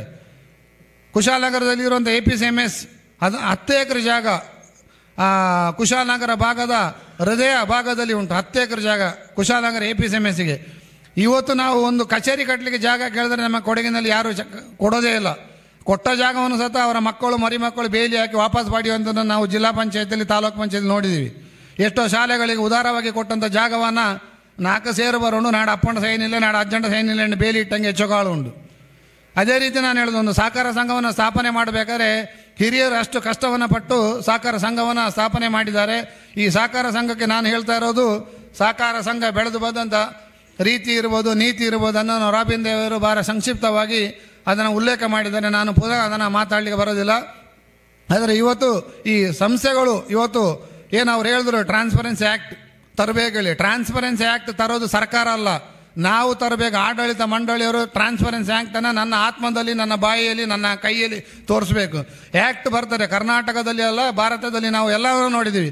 ಕಾಯ್ದೆಗಳು ಬೇಕಾದಷ್ಟು ಉಂಟು. ಕಾಯ್ದೆಗಳು ಎಲ್ಲ ಇಲಾಖೆಗಳಿಗೂ ಕಾಯ್ದೆಗಳುಂಟು. ಆದರೆ ಇಲಾಖೆಗಳಿರುವಂಥ ಕಾಯ್ದೆ 100 ರಿಂದ 1000 ಪುಟದಲ್ಲಿ ಇರುವಂಥ ಒಂದು ಬುಕ್ಕನ್ನು ಮಾಡಿ ಶೆಲ್ಫಲ್ಲಿ ಇಟ್ಟಿರ್ತಾರೆ. ಕಾಯ್ದೆನ ಯಾರು ಓದೋದಿಲ್ಲ, ಕಾಯ್ದೆನ ಯಾರು ಅನುಷ್ಠಾನ ಮಾಡೋದಿಲ್ಲ. ನಾನು ಹೇಳೋದು, ಟ್ರಾನ್ಸ್ಪರೆನ್ಸಿ ಆ್ಯಕ್ಟ್ ಸರ್ಕಾರ ಅನುಷ್ಠಾನ ಮಾಡೋದಕ್ಕಿಂತ ಆ್ಯಕ್ಟ್ ಮಾಡಿದ್ರು ಸತ ಯಾರು ಒಬ್ಬ ಸಕ್ರಿಯ ಅಧ್ಯಕ್ಷ ಇರ್ಬೋದು ಅಥವಾ ಆಡಳಿತ ಮಂಡಳಿ ಇರೋದು, ನಾನು ಸರಿ ಇದ್ದರೆ ಮಾತ್ರ ನನ್ನ ಆಡಳಿತ ಮಂಡಳಿ ಉಪಾಧ್ಯಕ್ಷರು ನಿರ್ದೇಶಕರು ಸರಿ ಇರ್ತಾರೆ. ಆಡಳಿತ ಮಂಡಳಿ ಉಪಾಧ್ಯಕ್ಷರು ನಿರ್ದೇಶಕರು ಸರಿ ಇದ್ದರೆ ಆ ಸಿಬ್ಬಂದಿ CO ಅವರು ಸರಿ ಇರ್ತಾರೆ. ಹಿಂದಿನ ಕಾಲದಲ್ಲಿ ಕವಿಗಳು ಹೇಳಿದಾಗೆ, ಮುಂದೆ ಹೋಗುವ ಕುರಿ ಚೆನ್ನಾಗಿದ್ದರೆ ಹಿಂದೆ ಹೋಗುವ ಕುರಿ ಸತ ಅದರ ಹಾಗೆ ಹೋಗ್ತದೆ. ನಾವೇ ಕಳ್ಳರಾಗಿ ನೀನು ತಿನ್ನಬೇಡ ಅಂದ್ರೆ ಆಗ್ತದಾ? ಆಗೋದಿಲ್ಲ. ಇವತ್ತು ಟ್ರಾನ್ಸ್ಪರೆನ್ಸಿ ಆ್ಯಕ್ಟ್ ಬುಕ್ಕಲ್ಲಿ ಬಂದರೂ ಸತ ಅದನ್ನು ನಾವು ಅನುಷ್ಠಾನ ಮಾಡೋದು ಆಡಳಿತ ಮಂಡಳಿ ಮತ್ತು ಅಧ್ಯಕ್ಷರು ಮತ್ತು ಸಿಬ್ಬಂದಿಗಳು. ಇವತ್ತು ಯಾವುದೇ ಒಂದು ಸಹಕಾರ ಸಂಘ ಕರೆಕ್ಟಾಗಿ ಇರಬೇಕಾದರೆ ನಮಗೆ ಮೊದಲಾಗಿ ಬರಬೇಕಾಗಿದ್ದು ಭ್ರಷ್ಟಾಚಾರ ರಹಿತವಾಗಿ ಕಾನೂನುಬದ್ಧವಾಗಿ ಕೆಲಸ ಮಾಡೋದನ್ನು ನಾವು ನೋಡಬೇಕು. ನಾನು ಎಲ್ಲೂ ಹೇಳೋದಿಲ್ಲ. ಇವತ್ತು ಕೊಡಗಿನಲ್ಲಿ ಉದಾಹರಣೆ ಹೇಳೋದು, ಸಹಕಾರ ಸಂಘದ ಹೆಸರನ್ನೇ ಹೇಳೋದಿಲ್ಲ. 1976ರಲ್ಲಿ ಒಂದು ಸಹಕಾರ ಸಂಘ ಸ್ಥಾಪನೆ ಆಗ್ತದೆ. ಅಲ್ಲಿಂದ ಇದುವರೆಗೆ 75ರಿಂದ ಇಲ್ಲಿಯವರೆಗೆ ಅಂದರೆ ಸುಮಾರು 50 ವರ್ಷ. 50 ವರ್ಷಕ್ಕೆ 5 ವರ್ಷಕ್ಕೆ ಒಂದು ಅಧ್ಯಕ್ಷರ ಆಡಳಿತ ಮಂಡಳಿಯಿಂದ 10 ಆಡಳಿತ ಮಂಡಳಿಯನ್ನು ಕಂಡಿದ್ದಾರೆ. 5 ಸಿಬ್ಬಂದಿಗಳಿದ್ದಾರೆ. ಇವತ್ತು ನಾವು 10 ರಿಂದ 12 ಕೋಟಿ ಸಾಲವನ್ನು KCC ಸಾಲವನ್ನು ಕೊಟ್ಟಿದ್ದೀವಿ. ಮೊನ್ನೆ ನೋಡೋತ್ತಿಗೆ ಆ ಸಂಘದಲ್ಲಿ ಸರ್ಕಾರದಿಂದ ವೃಂದಾವನನೇ ಮಂಜೂರಾತಿ ಆಗಿಲ್ಲ. ಒಬ್ಬ ಸಿಬ್ಬಂದಿ, ಕಾಯಂ ಸಿಬ್ಬಂದಿ ಇಲ್ಲ. ಈ ಥರ ಪರಿಸ್ಥಿತಿ ಆದರೆ ಇವತ್ತು ಸರ್ಕಾರದಲ್ಲಿ ಉಂಟು. ಯಾವುದೇ ಒಂದು ಸಹಕಾರ ಸಂಘ ಪತ್ತಿನ ವ್ಯವಸ್ಥೆಯಲ್ಲಿ ಕೆಲಸವನ್ನು ನಿರ್ಮಾಣ ಮಾಡಬೇಕಾದ್ರೆ ಎಲೆಕ್ಟೆಡ್ ಬಾಡಿಯ ಜೊತೆಗೆ ಅಲ್ಲಿ ಸತ ಸರ್ಕಾರದಿಂದ ವೃಂದಾಬಲ ಮಂಜೂರಾತಿ ಆಗಬೇಕು. ವೃಂದಾಬಲ ಮಂಜೂರಾತಿಗೆ ಅನುಗುಣವಾಗಿ ನಾವು ಏನು ಹುದ್ದೆಯನ್ನು ಸತ ಪರ್ಮನೆಂಟ್ ಅಂದರೆ ಕಾಯಂ ಸಿಬ್ಬಂದಿಯನ್ನು ನೇಮಕ ಮಾಡಬೇಕು. ಅಂದರೆ ಮಾತ್ರ ನಾವು ಅವರಿಗೆ ಏನಾದರೂ ಹಣ ದುರುಪಯೋಗ ಆದಂಥ ಸಂದರ್ಭದಲ್ಲಿ ಅವರ ಮೇಲೆ ಕಾನೂನು ಕ್ರಮ ತಗೊಳ್ಳಲಾಗ್ತದೆ. ಅವ್ರಿಗೇನೂ ಇಲ್ಲ, ಪರ್ಮನೆಂಟ್ ಅಲ್ಲ. ದಿನಗೂಲಿ ನೌಕರನಾಗಿ ಒಬ್ಬ ಸಿಬ್ಬಂದಿ ಕೆಲಸ ಮಾಡುವಾಗ ನಾಳೆ 50 ಲಕ್ಷ ದುರುಪಯೋಗ ಆದರೆ ಅವನ ಬೆನ್ನಿಗೆ ಬ್ಯಾಗ್ ಹಾಕೊಂಡು ಹೋಗಿ ಮನೆಯಲ್ಲಿ ಕೂತ್ಕೊಂಡ್ರೆ ಆಡಳಿತ ಮಂಡಳಿಗೆ ಅವನ ಮೇಲೆ ಕಾನೂನಿನಲ್ಲಿ ಕ್ರಮ ತಗೊಳ್ಳಲು ಯಾವುದೇ ಒಂದು ಅವಕಾಶ ಇರೋದಿಲ್ಲ. ಸುಮ್ಮನೆ ಹೇಳ್ತೀವಿ ನಾವು ಚೆಕ್ ತಗೊಂಡಿದ್ದೀವಿ, ಅವನ ಮೇಲೆ ಕೇಸ್ ಹಾಕಿದ್ದೀವಿ. ನಾವು ನೋಡ್ತಾ ಇದ್ದೀವಿ, ನಾನು 20 ವರ್ಷದಿಂದ ಸಹಕಾರ ಕ್ಷೇತ್ರದಲ್ಲಿ ಕೆಲಸ ಮಾಡ್ತಾ ಇದ್ದೀವಿ. ಮಚ್ಚಮಡ ಕಂದ ಭೀಮೇನವರು 42 ವರ್ಷ, 52 ವರ್ಷ, ಹೊಟ್ಟೆಗಂಡ ರಮೇಶ್ ಅವರು 42 ವರ್ಷದಿಂದ ಕೆಲಸವನ್ನು ಮಾಡ್ತಾ ಇದ್ದಾರೆ. ನಾವು ನೋಡ್ತಾ ಇದ್ದೀವಿ, ಯಾವುದೇ ಒಂದು ಸಹಕಾರ ಸಂಘದಲ್ಲಿ ದುರುಪಯೋಗ ಆದರೆ ಇವತ್ತಿನ ಕಾಯ್ದೆ ಕಾನೂನು, ಯಾಕೆಂದರೆ ಸಹಕಾರ ಕಾಯ್ದೆ ಇರೋದು ಒಂದು ಅಡ್ಡಗೋಡೆ ಮೇಲೆ ದೀಪ ಇಟ್ಟಾಗೆ, ಅದರಲ್ಲಿ ಕರೆಕ್ಟಾಗಿ ಕಾನೂನೇ ಇಲ್ಲ. ಅಡ್ಡಗೋಡೆ ಮೇಲೆ ದೀಪ ಇಟ್ಟಾಗೆ ಬಲಭಾಗಕ್ಕೂ ಅದು ಬೆಳಕು ತೋರಿಸ್ತದೆ, ಎಡಭಾಗಕ್ಕೂ ಬೆಳಕು ತೋರಿಸ್ತದೆ, ಕಾನೂನೇ ಇಲ್ಲ. ಅಂಥ ಕಾನೂನಿನಲ್ಲಿ ನಾವು ಯಾವುದೇ ಒಬ್ಬ, ನಾನು ಅಧ್ಯಕ್ಷನಾಗಲಿ ಅಥವಾ ನಿರ್ದೇಶಕರಾಗಲಿ ಅಥವಾ ಸಿಬ್ಬಂದಿ ಆಗಲಿ ಭ್ರಷ್ಟಾಚಾರ ಮಾಡಿದಂಥ ಸಂದರ್ಭದಲ್ಲಿ 20 ವರ್ಷ ಆದರೂ ಸತ ಅವನಿಂದ 1 ರೂಪಾಯಿ ಸತ ವಸೂಲಾತಿ ಮಾಡೋದಂಥ ಪರಿಸ್ಥಿತಿಯನ್ನು ನಾವು ನೋಡ್ತಾ ಇದ್ದೀವಿ. ಯಾಕೆಂದರೆ ಕಾನೂನು ಆ ರೀತಿ ಇದೆ. ಇವತ್ತು AR court, AR ಕೋರ್ಟಿಂದ DR court, DR ಕೋರ್ಟಿಂದ JR ಇಂದ KIT ಇಂದ ಹೈಕೋರ್ಟ್, ಅದರಲ್ಲಿ ಸಿಂಗಲ್ ಬೆಂಚ್, ಡಬಲ್ ಬೆಂಚ್. ಅಲ್ಲಿಯವರೆಗೆ 25 ವರ್ಷ ಆಗ್ತದೆ. ಕೇಸ್ ಹಾಕಿದವನು ಸಾಯ್ತಾನೆ, ಕದ್ದವನು ಸಾಯ್ತಾನೆ. ದುರುಪಯೋಗ ಅಮೌಂಟು ದುರುಪಯೋಗ ಇರ್ತಾರೆ. ಆದ್ದರಿಂದ ನಾನು ಹೇಳೋದು, ಇವತ್ತು ಸಹಕಾರ ಸಂಘದಲ್ಲಿ ಯಾರೇ ಆಗಲಿ ಅಧಿಕಾರ ನಡೆಸೋರು ಪ್ರಾಮಾಣಿಕತೆ ದಕ್ಷವಾಗಿ ನಡೆಸಿದರೆ ಮಾತ್ರ ಒಂದು ಸಹಕಾರ ಸಂಘ ಉದ್ಧಾರ ಆಗ್ತದೆ ಎಂಬ ಮಾತನ್ನು ಈ ಸಂದರ್ಭದಲ್ಲಿ ಹೇಳಲಿಕ್ಕೆ ಅತ್ಯಂತ ಬೇಸರದಿಂದ ಹೇಳ್ತಾ ಇದ್ದೇನೆ. ನಾವು ಹೇಳ್ತಾ ಇದ್ವಿ, ಅವತ್ತು ಸುಮಾರು 121 ವರ್ಷಗಳ ಕೊಡಗಿನ ಇತಿಹಾಸ ಇರುವಂಥ ಸಹಕಾರ ಕ್ಷೇತ್ರಕ್ಕೆ ಎಷ್ಟು ಬೆಲೆ ಇದೆ ಅಂದರೆ, ನಾನು ಕಳೆದ 10 ವರ್ಷದಿಂದ ರಾಜ್ಯ ಮಟ್ಟದ ಅಪೆಕ್ಸ್ ಬ್ಯಾಂಕಿನಲ್ಲಿ ನಿರ್ದೇಶಕನಾಗಿದ್ದೀನಿ. ಅದರಲ್ಲಿ ಎಲ್ಲ ಶಿಕ್ಷಕರು ಸುಮಾರು 7-8 ಜನ ಕರ್ನಾಟಕ ಸರ್ಕಾರವನ್ನು ಪ್ರತಿನಿಧಿಸುವಂಥ ಶಾಸಕರಿದ್ದಾರೆ, ಮಂತ್ರಿಗಳಿದ್ದಾರೆ, MLCಗಳಿದ್ದಾರೆ. ಅವರು ಏನಾದರೂ ಆ 21 DCC ಬ್ಯಾಂಕ್ಗಳ ಪೈಕಿ ಚರ್ಚೆ ಮಾಡುವಂಥ ಸಂದರ್ಭದಲ್ಲಿ ಇದೆ. ರಾಜಣ್ಣವ್ರ ಸತ ಹೇಳಿದ್ರೆ, ಬಿಡಪ್ಪ ನೀನು ಮಾತಾಡಬೇಡ ನಿಮ್ಮ DCC ಬ್ಯಾಂಕ್ ಬಗ್ಗೆ. ಕೊಡಗು ಸಹಕಾರ ಅಂದರೆ ಕರ್ನಾಟಕ ರಾಜ್ಯಕ್ಕೆ ಎಷ್ಟು ಹೆಸರುವಾಸಿಯಾಗಿ, ಅಷ್ಟು ಭ್ರಷ್ಟಾಚಾರ ರಹಿತವಾಗಿ ಪ್ರಾಮಾಣಿಕವಾಗಿ ಕಾನೂನು ನೆಲೆಯಲ್ಲಿ ಕೆಲಸ ಮಾಡುವಂಥ ಒಂದು ಸಂಸ್ಥೆ ಸಹಕಾರ ಕ್ಷೇತ್ರ ಇದ್ದರೆ, ಇಡೀ ಕರ್ನಾಟಕ ರಾಜ್ಯದಲ್ಲಿ 32 ಜಿಲ್ಲೆಗಳಿಗೆ ಕೊಡಗು ಮಾದರಿಯಾಗಿ ಕಾರ್ಯವನ್ನು ನಿರ್ವಹಿಸ್ತಿದೆ ಅಂದರೆ ಅದು ಬರೀ ನನ್ನಿಂದ ಮಾತ್ರ ಅಲ್ಲ, ಇಡೀ ಸಹಕಾರ ಕ್ಷೇತ್ರದಲ್ಲಿ 121 ವರ್ಷಗಳಲ್ಲಿ ಮಾಡಿದಂಥ ಎಲ್ಲ ಹಿರಿಯ ಚೇತನಗಳು ಅಷ್ಟು ಪ್ರಾಮಾಣಿಕವಾಗಿ ಕೆಲಸವನ್ನು ಮಾಡಿದ್ದಾರೆ ಅಂದರೆ ನಾವು ಆ ಬೆಲೆಯನ್ನು ಇಟ್ಕೊಳ್ಬೇಕು. ಆದರೆ ಇವತ್ತಿನ ದಿವಸಗಳಲ್ಲಿ ಅದು ಆಗ್ತಾ ಇಲ್ಲ. ಅದೇ ರೀತಿ ಇವತ್ತು ಸಹಕಾರ ಸಪ್ತಾಹ ಹೇಳ್ತಾ ಇದ್ದೀವಿ ನಾವು. ಸಹಕಾರ ಸಂಘಗಳಲ್ಲಿ ಅಷ್ಟೇ, ಇವತ್ತು ಇಲ್ಲೇ ಕಾನೂರಿನಲ್ಲಿ ಬೇಕಾದಷ್ಟು ವಾಣಿಜ್ಯ ಬ್ಯಾಂಕ್, ಖಾಸಗಿ ಬ್ಯಾಂಕ್ಗಳಿರ್ಬೋದು. ಆದರೆ ಯಾವುದೇ ಒಬ್ಬ ಸದಸ್ಯನಿಗೆ ಇವತ್ತು ಸೊಸೈಟಿಗಳಲ್ಲಿ ಆಗುವಂಥ, ಇವತ್ತು ಕಾನೂರು ಸೊಸೈಟಿ ಅಷ್ಟೇ 100ರಿಂದ 150, 200 ಕೋಟಿ ವಹಿವಾಟನ್ನು ಮಾಡುವಂಥ ಸಂದರ್ಭದಲ್ಲಿ ಪ್ರತಿಯೊಬ್ಬ ಸದಸ್ಯನಿಗೂ ಎಷ್ಟು 1570 ಸದಸ್ಯರಿದ್ದಾರೆ ಹೇಳಿದ್ರು. ಪ್ರತಿಯೊಬ್ಬ ಸದಸ್ಯನಿಗೂ ಈ ಸಂಘದ ವ್ಯಾಪಾರ ವಹಿವಾಟಿನಲ್ಲಿ ಬರುವಂಥ ಬಾಟಾ ರೇಟ್ 99 ಪೈಸೆಯನ್ನು ಸತ ಲೆಕ್ಕ ಮಾಡುವಂಥ, ಲೆಕ್ಕ ಕೇಳುವಂಥ ಒಬ್ಬ ಅಧಿಕಾರ ಇರೋದು ಬರೀ ಸಹಕಾರ ಸಂಘದ ಸದಸ್ಯನಿಗೆ ಮಾತ್ರ. ಇವತ್ತು ಕೆನರಾ ಬ್ಯಾಂಕಲ್ಲಿ ಇರ್ಬೋದು ಅಥವಾ ಬೇರೆ ಬೇರೆ ಖಾಸಗಿ ಬ್ಯಾಂಕ್ಗಳಲ್ಲಿ ಲೆಕ್ಕ ಕೇಳುವಂಥ ಅಧಿಕಾರ ಯಾವ ಸದಸ್ಯರಿಗೂ ಇಲ್ಲ. ಆದರೆ ಈ ಒಂದು ಸಹಕಾರ ಸಂಘದ ಮಾಲೀಕರು ಯಾರೆಂದರೆ ಸುಮಾರು ಜನ ಹೇಳ್ತಾರೆ ಅಧ್ಯಕ್ಷರು ಮಾಲೀಕರು, CEO ಮಾಲೀಕರು ಹೇಳಿ. ನಿಜವಾಗಿ ಹೇಳೋದು ಸಹಕಾರ ಕಾಯ್ದೆಯ ಪ್ರಕಾರ ಒಬ್ಬ ಸದಸ್ಯ ಮಾತ್ರ ಆ ಸಹಕಾರ ಸಂಘದ ಮಾಲೀಕನಾಗಲು ಕಾರಣ. ಅಧ್ಯಕ್ಷರು 5 ವರ್ಷ ಇರ್ತಾರೆ, ಹೋಗ್ತಾರೆ. ಸಿಬ್ಬಂದಿ 35 ವರ್ಷ ಇರ್ತಾರೆ, ಹೋಗ್ತಾರೆ. ಒಬ್ಬ ಸದಸ್ಯ ಅವನು 60 ವರ್ಷ ಗಂಟ ಸದಸ್ಯನಾಗಿ ಅವನು ನಿಜವಾದ ಒಂದು ಮಾಲೀಕ ಸದಸ್ಯನೆಂದರೆ ತಪ್ಪಾಗೋದಿಲ್ಲ. ಸದಸ್ಯನಿಗೆ ಕೇಳುವಂಥ ಒಂದು ಹಕ್ಕಿರೋದು ಬರೀ ಸಹಕಾರ ಸಂಘದ ಸದಸ್ಯರಿಗೆ ಮಾತ್ರ. ಅದೇ ರೀತಿ ಇವತ್ತು ನಾವು ಸಹಕಾರ ಕ್ಷೇತ್ರದಲ್ಲಿ ಇವತ್ತು ಸಹಕಾರ ಸಪ್ತಾಹವನ್ನು ಯಾಕೆ ಆಚರಣೆ ಮಾಡ್ತಾ ಇದ್ದೀವಿ ಅಂದರೆ, ವಾರ್ಷಿಕ ಮಹಾಸಭೆಗೆ ಬಂದಾಗ ಆ ಲೆಕ್ಕಪತ್ರವನ್ನು ಮಾತ್ರ ನಾವು ಕೇಳುವಂಥದ್ದು ಮತ್ತು ಇತರ ವಿಷಯ. ಆದರೆ ಇವತ್ತು ಸಹಕಾರ ಸಪ್ತಾಹ 7 ದಿವಸಗಳ ಒಂದು ದಿವಸಕ್ಕೆ ಇವತ್ತು ಏನು ನಾವು ಹಾಕಿದಂಥ ಶಾಲೆಯಲ್ಲಿ ಕೆಂಪು, ಕಿತ್ತಳೆ, ಹಳದಿ, ಹಸಿರು, ನೀಲಿ, ನೇರಳೆ ಎಂಬ 7 ನೀಲ ಎಂಬ 7 ಕಾಮನಬಿಲ್ಲಿನ ಬಣ್ಣಗಳಿಂದ ಕೂಡಿದಂಥ ಒಂದು ಸಹಕಾರಿ ಧ್ವಜವನ್ನು ಮಾಡುವುದರ ಮೂಲಕ ಇವತ್ತು 7 ದಿವಸಗಳ ಕಾಲ ಒಂದೊಂದು ದಿವಸಕ್ಕೆ ಒಂದೊಂದು ದಿನದ ಮಹತ್ವವನ್ನು ಕುರಿತು ಚರ್ಚೆ ಮಾಡುವಂಥ ಸಂದರ್ಭದಲ್ಲಿ ನಾವು ಈ ಕಾನೂರು ಪ್ರಾಥಮಿಕ ಕೃಷಿ ವಿಜ್ಞಾನ ಸಹಕಾರ ಸಂಘದಲ್ಲಿ ಕೊಡಗಿನಲ್ಲಿರುವಂಥ ಸಹಕಾರ ಸಂಘಗಳಲ್ಲಿ ನಾವು ಇದುವರೆಗೆ ಏನು ಮಾಡಿದ್ದೀವಿ, ಅದರಲ್ಲಿ ಸಾಧನೆ ಏನಾಗಿದೆ, ಸಾಧಕ ಬಾಧಕ ಏನು, ನ್ಯೂನತೆ ಏನಾಗಿದೆ, ಇನ್ನು ಮುಂದಕ್ಕೆ ಯಾವ ಯಾವ ಹೊಸ ಕಾನೂನುಗಳನ್ನ ತರಬಹುದು ಎಂಬ ಚಿಂತನ ಮಂಥನ ಸಭೆಯನ್ನು ನಡೆಸುವುದರ ಮೂಲಕ 7 ದಿವಸಗಳ ಕಾಲ ನಾವು ಈ ಸಹಕಾರ ಸಪ್ತಾಹದಲ್ಲಿ ಕ್ರಿಯಾಶೀಲರಾಗಿ ಭಾಗವಹಿಸುವುದರ ಮೂಲಕ ಬೇರೆ ಬೇರೆ ವಿಚಾರಗೋಷ್ಠಿಗಳು, ಬೇರೆ ಬೇರೆ ಕವಿಗೋಷ್ಠಿಗಳು, ಬೇರೆ ಬೇರೆ ಕ್ರೀಡೆಗಳನ್ನು ಸತ ಈ ಸಹಕಾರ ಸಪ್ತಾಹದಲ್ಲಿ ಮಾಡುವಂಥದ್ದನ್ನು ನಾವು ನೋಡ್ತಾ ಇದ್ದೀವಿ.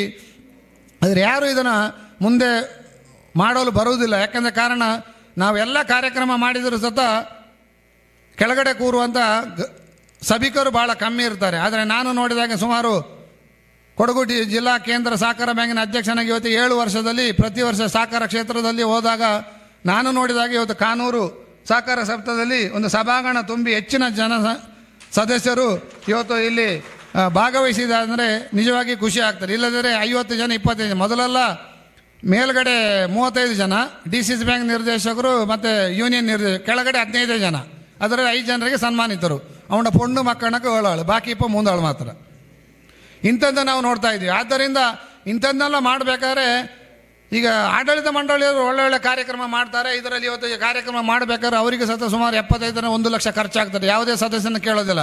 ಇವತ್ತಿನ ಕಾರ್ಯಕ್ರಮಕ್ಕೆ ನಾವು ಊಟದ ವ್ಯವಸ್ಥೆಗೆ ಸಂಪೂರ್ಣವಾಗಿ DCC ಬ್ಯಾಂಕ್ ಅವರು 50,000 ನಾವು ಅವರಿಗೆ ಎಲ್ಲ ಪ್ರತಿಯೊಂದು ಸಹಕಾರ ಸಂಘಕ್ಕೆ ಕೊಡ್ತಾ ಇದ್ದೀವಿ.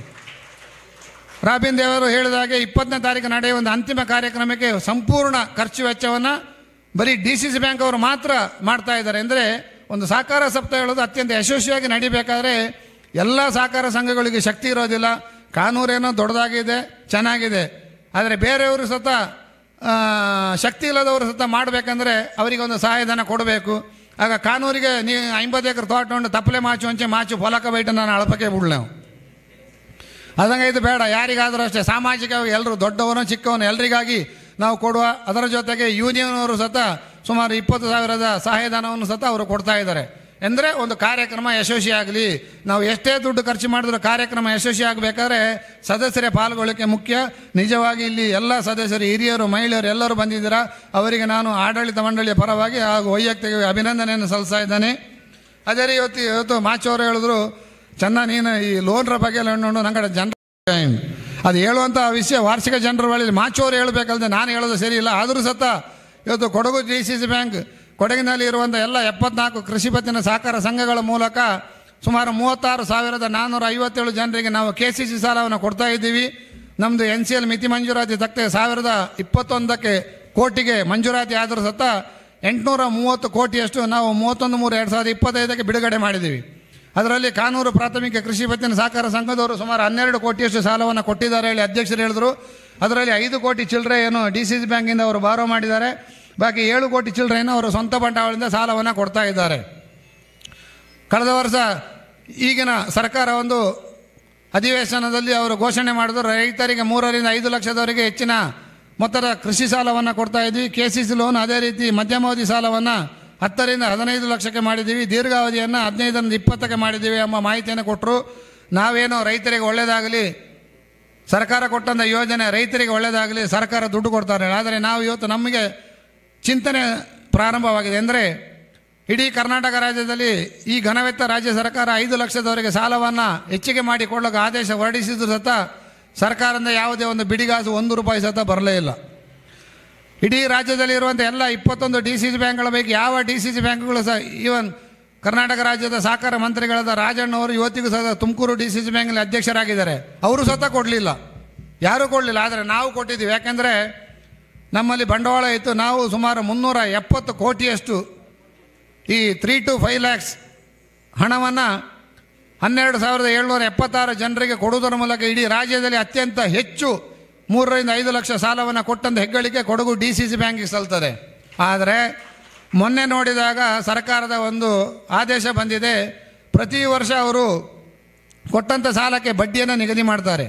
ಈ ಬಡ್ಡಿಯನ್ನು ನಿಗದಿ ಮಾಡುವಾಗ ಮೊದಲು ಅವರು ನಿಗದಿ ಮಾಡಿದಂಥ ಬಡ್ಡಿ KCC ಸಾಲಕ್ಕೆ ರೈತರು ಶೂನ್ಯ ಬಡ್ಡಿ ದರದಲ್ಲಿ ಕೊಟ್ಟರು ಸತ ಅವರು ಸರ್ಕಾರ ನಮಗೆ ಕೊಡುವಂಥ ಸಂದರ್ಭ ಹೇಗೆ ಅಂದರೆ KCC ಸಾಲಕ್ಕೆ ಅವರು ಕೊಡುವಂಥ ಕಳೆದ ಸಾಲಿನಲ್ಲಿ ಕೊಟ್ಟಂಥ ಬಡ್ಡಿಯ ದರ 3 to 5 lakhsಗೆ 6% ಸರ್ಕಾರ ಕೊಡ್ತಾ ಇತ್ತು. ಟ್ಯಾಕ್ಸ್ ಮಾರ್ಜಿನ್ 2 ಇತ್ತು. Remaining 4% DCC ಬ್ಯಾಂಕಿಗಿತ್ತು. ಮತ್ತು ಸೆಂಟ್ರಲ್ ಗೌರ್ಮೆಂಟದು PRI ಅಂದರೆ ಪ್ರಾಂಪ್ಟ್ ರೀಪೇಮೆಂಟ್ ಇನ್ಸೆಂಟಿವ್ 3% ಬರ್ತಾ ಇತ್ತು. ಅದೇ ರೀತಿ ಇಂಟರ್ ಸಬ್ವೆನ್ಷನ್ ಅದು 1.5% ನೇರವಾಗಿ ಸೊಸೈಟಿಗೆ ಮತ್ತು ನಮ್ಮ DCC ಬ್ಯಾಂಕಿಗೆ ಬರ್ತಾ ಇತ್ತು. ಅದರಿಂದ ನಮಗೆ ಅಷ್ಟೇನು ಲಾಸ್ ಆಗ್ತಾ ಇರಲಿಲ್ಲ. ಆದರೆ ಇವತ್ತೇನು ನಾವು 3 ರಿಂದ 5 ಲಕ್ಷ ಕೊಟ್ಟಿದ್ದೀವಿ, ಅದಕ್ಕೆ ಕೇಂದ್ರ ಸರ್ಕಾರದ PRI ಅಂದರೆ ಪ್ರಾಂಪ್ಟ್ ರೀಪೇಮೆಂಟ್ ಇನ್ಸೆಂಟಿವ್ ಇಲ್ಲ, ಇಂಟರ್ ಸಬ್ವೆನ್ಷನ್ ಇಲ್ಲ. ನಮಗೆ 4.5% ಲಾಸ್ ಆಗ್ತಾ ಉಂಟು.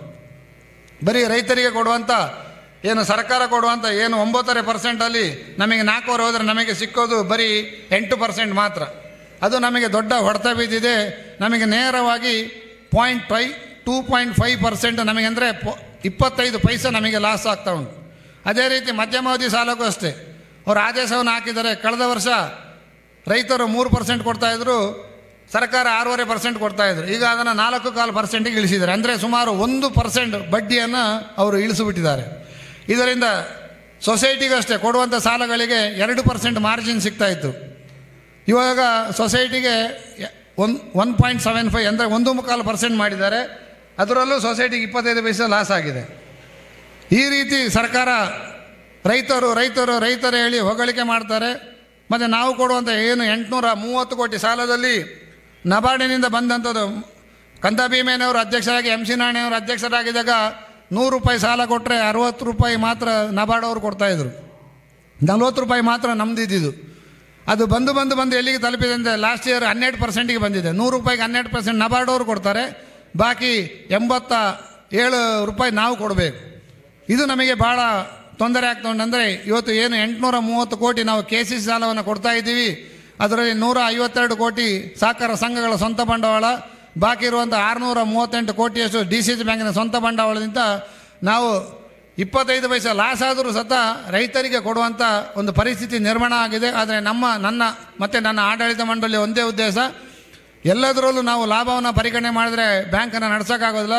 ಒಂದರಲ್ಲಿ ಲಾಭ ಆದರೂ ಒಂದರಲ್ಲಿ ನಷ್ಟ ಆದರೂ ಬಾಕಿ 20ರಲ್ಲಿ ಲಾಭವನ್ನು ಮಾಡಿ ರೈತರ ಹಿತವನ್ನು ಕಾಯುವಂಥ ಒಂದು ಕೆಲಸವನ್ನು ನಾವು ಇವತ್ತು ಮಾಡ್ತಾ ಇದ್ವಿ, ಮುಂದಕ್ಕೂ ಮಾಡ್ತೀವಿ. ಆದರೆ ಏನು ಇದುವರೆಗಿದ್ದಂಥ ಜಂಟಿ RTC ಇರ್ಬೋದು, ಭೌತಿಕತೆ ಇರ್ಬೋದು, ಸತ್ತವರ ಹೆಸರಲ್ಲಿರೋದು, ಅದಕ್ಕೆ ಮಾತ್ರ ಯಾವುದೇ ಒಂದು ಕಾರಣಕ್ಕೆ ಸಾಲ ಕೊಡಲಿಕ್ಕೆ ಅವಕಾಶ ಇಲ್ಲ. ಕಾರಣ ಏನೆಂದರೆ ಅದು ಬಾಂಡ್ ಗಣಪತಿ ಮತ್ತು ಕಾನೂರು ಸಹಕಾರ ಸಂಘದ ಮಾಚುವರು ಮಾಡಿದಂಥ ಕಾನೂನಲ್ಲ. ಆಗಲೇ ರಾಬಿನ್ ದೇವೇನವರು ಹೇಳಿದ್ರು, ಕೇಂದ್ರ ಸರ್ಕಾರದಲ್ಲಿ ಒಂದು ಸಚಿವಾಲಯ ಸ್ಥಾಪನೆ ಆದ ನಂತರ ಸಹಕಾರ ಸಚಿವರಾಗಿ ಇಡೀ ಭಾರತ ದೇಶಕ್ಕೆ ಕೇಂದ್ರ ಸರ್ಕಾರ ಮತ್ತು ರಾಜ್ಯ ಸರ್ಕಾರ ಮತ್ತು ನಬಾರ್ಡಿನ ಪ್ರಾಯೋಜಕತ್ವದಲ್ಲಿ ಎಲ್ಲ ಸಹಕಾರ ಸಂಘಗಳಿಗೆ ಏಕರೂಪದ ತಂತ್ರಾಂಶವನ್ನು ಅಳವಡಿಕೆ ಮಾಡುವುದರ ಮೂಲಕ ಡಿಜಿಟಲೀಕರಣವನ್ನು ಮಾಡ್ತಾ ಇದ್ದಾರೆ. ಏನು ಅದು ಟೆಕ್ನಿಕಲ್ ಪ್ರಾಬ್ಲಮ್ ಇರೋದರಿಂದ 31/3/2024ಕ್ಕೆ ಅದು ಅಂತಿಮವಾಗಬೇಕಾಯಿತು. ಅಲ್ಲಿಂದ ಅದು ಈಗ 33/2025ಕ್ಕೆ ಆಗಬೇಕಾಯಿತು. ತಾಂತ್ರಿಕ ತೊಂದರೆಗಳು ಇರೋದ್ರಿಂದ ಅದು ಸಹ ಆಗಲಿಲ್ಲ. ಆದರೆ ಈಗ ಹೇಳ್ತಾ ಇದ್ದಾರೆ ಅವರು, ಮುಂದಿನ 31/3/2026ಕ್ಕೆ ಕಡ್ಡಾಯವಾಗಿ ಎಲ್ಲ ಸಹಕಾರ ಸಂಘಗಳಲ್ಲೂ ಇಡೀ ಕರ್ನಾಟಕ ರಾಜ್ಯಕ್ಕೆ ಮಾತ್ರವಲ್ಲ, ಇಡೀ ಭಾರತ ದೇಶಕ್ಕೆ ಏಕರೂಪದ ತಂತ್ರಾಂಶ ಅಂದರೆ ಕಾಮನ್ ಸಾಫ್ಟ್ವೇರ್ನ ಅಳವಡಿಕೆ ಮಾಡುವುದರ ಮೂಲಕ ಕಾನೂರು ಸಹಕಾರ ಸಂಘದಲ್ಲಿ ಯಾರ್ಯಾರು ಸಾಲವನ್ನು ತಗೊಂಡಿದ್ದಾರೆ ಪೂರ್ಣ ಮಾಹಿತಿಯನ್ನು ದೆಹಲಿಯಲ್ಲಿ ಕೂತು ನೋಡುವಂಥ ಪರಿಸ್ಥಿತಿ ನಿರ್ಮಾಣ ಆಗ್ತದೆ. ಆಗ ನಾವು ಯಾವುದೇ ಒಂದು ಮ್ಯಾನ್ಯುಯಲ್ ಮಾಡುವಂಥ ಸಂದರ್ಭದಲ್ಲಿ ನಾವು ಬೇಕಾದ್ರೆ ಮಾಡ್ಬೋದಾಗಿತ್ತು. ಆದರೆ ಒಂದು ಸಿಸ್ಟಮಲ್ಲಿ ಕೇಳೋತ್ತಿಗೆ ಒಬ್ಬ ರೈತನ ಪೂರ್ಣ ಮಾಹಿತಿಯನ್ನು ಕೊಡಬೇಕು. ಅವನ ಆಧಾರ್ ಬೇಕು, FID ಬೇಕು, ಅವನ ವೋಟರ್ ID ಬೇಕು, ಮತ್ತು ಸಪರೇಟಾಗಿ ಅವನಿಗೆ ಈ BPL APL ಕಾರ್ಡು ಸತ ಬೇಕು. ಆಗೇನಾಗ್ತದೆ ಅಂದರೆ ಜಾಯಿಂಟ್ RTC ಭೌತಿಕತೆ ಇದ್ದಾಗ ಆ ಸರ್ವೆ ನಂಬರ್ನ ನೀವು ಸಿಸ್ಟಮಿಗೆ ಅಪ್ಡೇಟ್ ಮಾಡಿದಾಗ ಸರ್ವೆ ನಂಬರ್ ತಗೊಳ್ಳೋದಿಲ್ಲ, ನಿಮ್ಮ ಪೂರ್ತಿ ಮಾಹಿತಿ ಆ ಎಂಟ್ರಿ ಆಗೋದಿಲ್ಲ. ಇದರಿಂದ ಸಾಲ ಕೊಡಲಿಕ್ಕೆ ತೊಂದರೆ ಆಗ್ತದೆ. ಆದರೆ ಕಾನೂರು ಸಹಕಾರ ಸಂಘಕ್ಕೂ ಕೊಡಗು DCC ಬ್ಯಾಂಕಿಗೂ ಸಾಲ ಕೊಡಲಿಕ್ಕೆ ತೊಂದರೆ ಇಲ್ಲ, ಸಾಲವನ್ನು ಕೊಡ್ತೀವಿ. ಆದರೆ ಕಾನೂನಾತ್ಮಕವಾಗಿ ನಿಮಗೆ ಕ್ಲೈಮ್ ಬಿಲ್ ಬರದಿದ್ದ ಪಕ್ಷದಲ್ಲಿ ನೀವು 9.6 ಅಂದರೆ 9.60ದಲ್ಲಿ ಸಾಮಾನ್ಯ ಬಡ್ಡಿ ದರದಲ್ಲಿ ನೀವು ಬಡ್ಡಿಯನ್ನು ಪಾವತಿ ಮಾಡಬೇಕಾಗ್ತದೆ. ಶೂನ್ಯ ಬಡ್ಡಿ ದರದಲ್ಲಿ ವಂಚಿತರಾಗ್ತಾರೆ ಎಂಬ ಮಾಹಿತಿಯನ್ನು ನಾವು ಮಾಸಬಿಲ್ ಹೇಳಿದ್ದೀವಿ, ಇವತ್ತು ಸತ ಹೇಳ್ತಾ ಇದ್ದೀವಿ. ಆದರೆ ಇವತ್ತು ಕಾನೂರು ಸಹಕಾರ ಸಂಘದಲ್ಲಿ ಕಳೆದ ವರ್ಷಕ್ಕೆ ಹಿಂದಿನ ವರ್ಷಕ್ಕೆ ನೋಡಿದಾಗ ಇವತ್ತು ಎಲ್ಲ ಸಹಕಾರ ಸಂಘಗಳಲ್ಲೂ ಸತ ಅದು ಸಕ್ರಿಯವಾಗಿ ಆಗ್ತಾ ಉಂಟು. ಸ್ವಲ್ಪ ಕೇವಲ 10% 20% ಮಾತ್ರ ಬಾಕಿ ಹಾಕೋದುಂಟು.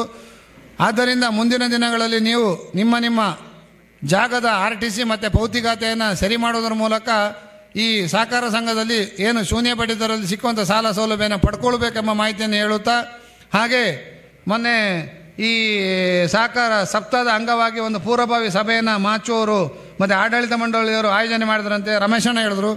ಆಗ ಎಲ್ಲ ನಿರ್ದೇಶಕರು ಕೇಳಿದ್ರಂತೆ, ಕಾನೂರು ಸಹಕಾರ ಸಂಘ 50 ಎಕರೆ ತೋಟ ಉಂಟು, ಕೋಟಿಗಟ್ಟಲೆ ನಾವು ವ್ಯವಹಾರ ಮಾಡ್ತೀವಿ, ನಮಗೆ ಯಾಕೆ DCC ಬ್ಯಾಂಕಿಂದ ವಾರ್ಷಿಕ ಮಹಾಸಭೆಯಲ್ಲಿ ನಮಗೆ ಪ್ರೈಸ್ ಬಂದಿಲ್ಲ ಹೇಳಿ. ಪ್ರೈಸ್ ಬರೋದು ಯಾವುದು 50 ಎಕರೆ ತೋಟ ಇದ್ದರೂ 100 ಎಕರೆ ತೋಟ ಇದ್ದರೂ ಪ್ರೈಸ್ ಬರೋದಿಲ್ಲ. ಎಲ್ಲದಕ್ಕೂ ನಾವು ಒಂದು ಮಾನದಂಡ ಮಾಡಿದ್ದೀವಿ. 20 ಮಾನದಂಡಗಳುಂಟು. ಅದರಲ್ಲಿ ಒಂದೊಂದು ಮಾನದಂಡಕ್ಕೆ 5 ಮಾರ್ಕ್ಗಳನ್ನು ಕೊಟ್ಟು ಒಟ್ಟು ಕ್ರೋಢೀಕೃತ ಮಾನದಂಡ 100ಕ್ಕೆ ಕಾನೂರು ಅವರು ಏನು ಮಾಡಿದ್ದಾರೆ ಅಂದರೆ, ಕಾನೂರು CEOಗಳು ಗೊತ್ತಿಲ್ಲ, ಆಡಳಿತ ನಾವು ಒಂದು ನಿಗದಿ, ನಮ್ಮ ದಿನಾಂಕ ಜನರಲ್ ಬಾಡಿ ಆಗಿದ್ದು 30 ಆಗಸ್ಟ್, ನಾವೊಂದು ಕಟ್ ಆಫ್ ಡೇಟನ್ನು ಕೊಡ್ತೀವಿ. 25 ಆಗಸ್ಟ್ ಒಳಗಡೆ ಎಲ್ಲ ಸಹಕಾರ ಸಂಘಗಳದ್ದು ಶಾಸನಬದ್ಧ ಲೆಕ್ಕ ಪರಿಶೋಧನಾ ವರದಿಯನ್ನು ನಮ್ಮ ಕೇಂದ್ರ ಕಚೇರಿಗೆ ಸಲ್ಲಿಸಬೇಕು ಹೇಳಿ. ಕಾನೂರು ಅವ್ರದ್ದು ಬಂದಿಲ್ಲ.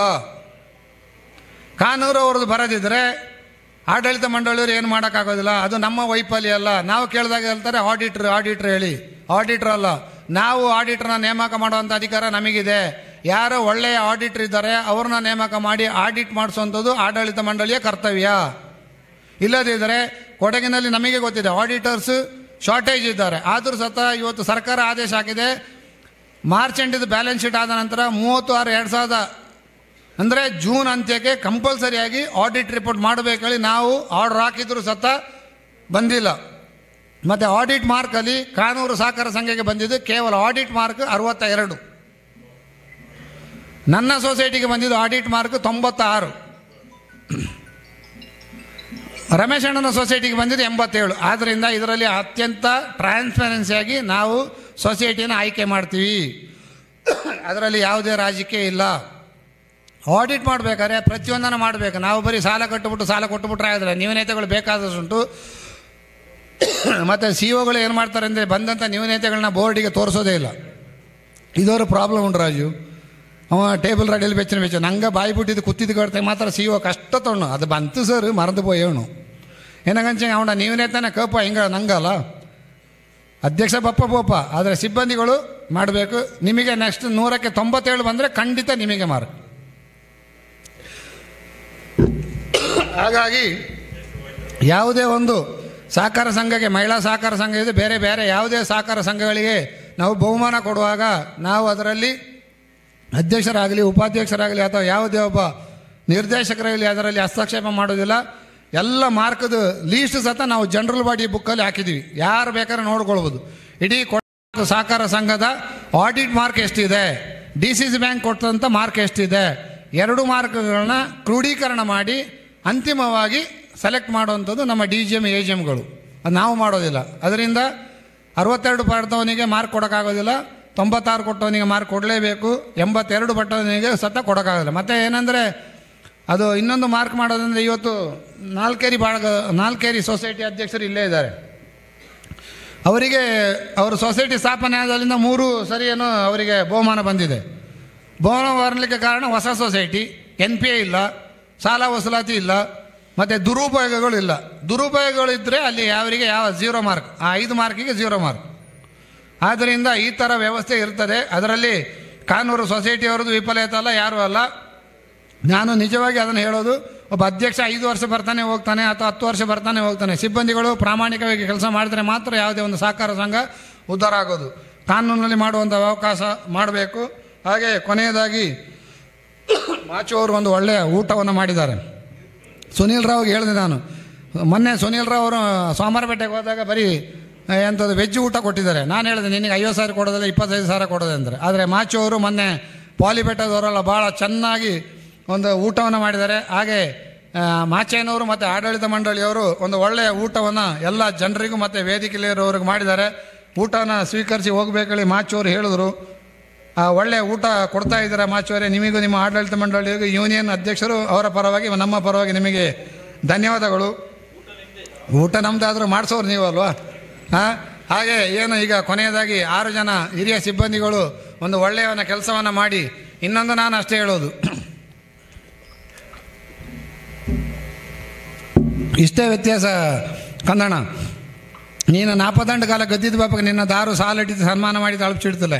ಕಷ್ಟಪಡು ಓಟಿಡು ಕಾಲು ಬಿಡ್ತಿದ್ದು ದಮಯದ ಹಿಂಡು ಓಟಿಡ್ದು ಬಪ್ಪು. ಈ ಮಾಡಿನ ಕೆಲಸಕ್ಕೆ ಇಂದು ಸನ್ಮಾನ ಗಿಟ್ಟನದೇ ನೀಕೆ ಗೌರವ. ಅದೇ ಅವರು ಸಿಬ್ಬಂದಿ ಅಂದನೇ ಅಲ್ಲ. ಸಿಬ್ಬಂದಿಯವರು ಯಾವುದೇ ಸಿಬ್ಬಂದಿ ಆಗಲಿ ಅವರು ಸೇರ್ಪಡೆ ಆದಾಗ ಅವರ ಮೆರಿಟ್ ಮಾರ್ಕ್ ಲಿಸ್ಟ್ ತರ್ತಾರೆ, ಜಾಯ್ನಿಂಗ್ ಆಗ್ತಾರೆ, ಹೋಗ್ತಾರೆ. ಅವರು ನಿವೃತ್ತಿ ಆದಾಗ ಸಿಬ್ಬಂದಿಗಳಿಗೆ ಸನ್ಮಾನ ಆಗ್ತಾರೆ. ನಾವು ನಿವೃತ್ತಿ ಆಗಾಗ ನಮಗೆ ನಿವೃತ್ತಿ ಇಲ್ಲ. ನಾಳೆ ಏನೇ ಎಲೆಕ್ಷನ್ ಸೋತು ಬಚ್ಚ ಅವ್ನು ಬಾಯಿ ಮುಚ್ಚಿಕೊಂಡು 4 ಗಂಟೆಗೆ ಪಾಯಿಂಟ್ ಇಟ್ಕೊಂಡು ಅವ್ನು ಹೆಚ್ಚಕ್ಕೆ ಕೆಲಸ ಮಾಡಾಡು, ನಲ್ಲ ಕೆಲಸ ಮಾಡಾಡು, ಅವ್ನಿಗೆ ನಿವೃತ್ತಿ ಇಲ್ಲ. ಅದೇ ಒಬ್ಬ ಸಿಬ್ಬಂದಿ ನಿವೃತ್ತಿ ಆಗೋದಿಗೆ ಅವನು ಒಳ್ಳೆ ಕೆಲಸ ಮಾಡಲಿ, ಕಳ್ಳನೋ ಬೊಳ್ಳೋನೋ ಕಾಕೋನೋ ಅವ್ನಿಗೆ ಸನ್ಮಾನ ಅಂತೂ ಗ್ಯಾರಂಟಿ, ಸಾಲಂತೂ ಗ್ಯಾರಂಟಿ. ಎಲೆಕ್ಟೆಡ್ ಬಾಡಿಗೆ ಅದು ಇಲ್ಲ. ಒಳ್ಳೆ ಕೆಲಸ ಮಾಡಿದ್ರೆ ಸನ್ಮಾನವನ್ನು ಕರೆದು ಮಾತಾಡ್ತಾರೆ. ಹಾಗೆ ಇವತ್ತು ಇಷ್ಟು ಜನರ ಮುಂದೆ ನೀವು 6 ಜನ ಏನು ಸನ್ಮಾನಿತರಿದ್ದೀರ, ಸತೀಶಣ್ಣ ಗೊತ್ತಿಗೂ, ಕಂದಂಗೆ ಗೊತ್ತಿಗೂ, ಸದಂಗೆ ಗೊತ್ತಿಗೂ. ನಂಗೆ ಫಲಕ ಪ್ಯಾಂಟ್ ಶರ್ಟ್ ಇಟ್ಟನ ಬಾಬಕ್ಕೆ ಹೊಣ್ಣಾಳು ಎಕ್ಕಲು ಬಾಯಿ ಕಾಟೋದು ಅಲ್ಲ ಸದಾ ನಿಂಗಡ ರೋಗ ಫಲಕ ಹೋದು ಹೋಗ್ಬೋದು ಬೈಟ ಬಪ್ಪಾಯಿಂಡು. ಆದರೆ ಇವತ್ತು ಅವರ ಹಿಂಬದಿಯಲ್ಲಿ ಎಲ್ಲಾದರೂ ಅವರ ಕುಟುಂಬದವರು ಕೂತಿದ್ರೆ ಅವರಿಗೊಂದು ಗೌರವ ಉಂಟು. ಏನೇಗಾಡ ಕಂದಣಿಗಿಂದ ಸಂಬಂಧ ஒரு சன்மானம் ஆச்சு சதீஷருக்கு ஒரு சன்மானம் ஆச்சு பொண்ணு இல்லைங்க ஒரு கிருத்தொழியಂಗೆ ತೊಳಿಪಂತ ஒரு ವ್ಯವಸ್ಥೆ ಇಂದಿಕ್ಕು ಕಂದಣ್ಯ பொಣ್ಣು ಬಂತೋಣೆ ಕೋಡು ಇಲ್ಲ ತೋಚಿ போய் ತಣ್ಣು ಬಾಂಡಿಂದ ನೆನೆಚೇಂಡು ಹಾಗೆ ನೀವೇನು ಇವತ್ತು ಸನ್ಮಾನ ಮಾಡಿದ್ದೀರಾ ಈ ಸನ್ಮಾನ ನಿಮಗೆ ಅತ್ಯಂತ ಗೌರವಯುತವಾಗಿ ಇವತ್ತು ಸನ್ಮಾನವನ್ನು ಸ್ವೀಕಾರ ಮಾಡಿದ್ದೀರಾ. ನೀವು ಮಾಡಿದಂಥ ಸೇವೆಗೆ ನಿಮಗೆ 100 ವರ್ಷ ಆರೋಗ್ಯ ಭಾಗ್ಯ ಕರುಣಿಸಲಿ ಎಂದು ಮತ್ತೊಮ್ಮೆ ನಾನು ಕುಲದೇವರ ಕಾವೇರಮ್ಮ ಇಗ್ಗುತ್ತಪ್ಪ ನಿಮ್ಮ ಊರಿನ ನಾಡಿನ ಎಲ್ಲ ದೇವತೆಗೆ ಆಶೀರ್ವಾದ ಇರಲಿ. ಅದೇ ರೀತಿ ನಿಮ್ಮ ಗುರುಕಾರನ ಆಶೀರ್ವಾದ ನಿಮಗೂ ನಿಮ್ಮ ಕುಟುಂಬಕ್ಕೂ ಇರಲಿ.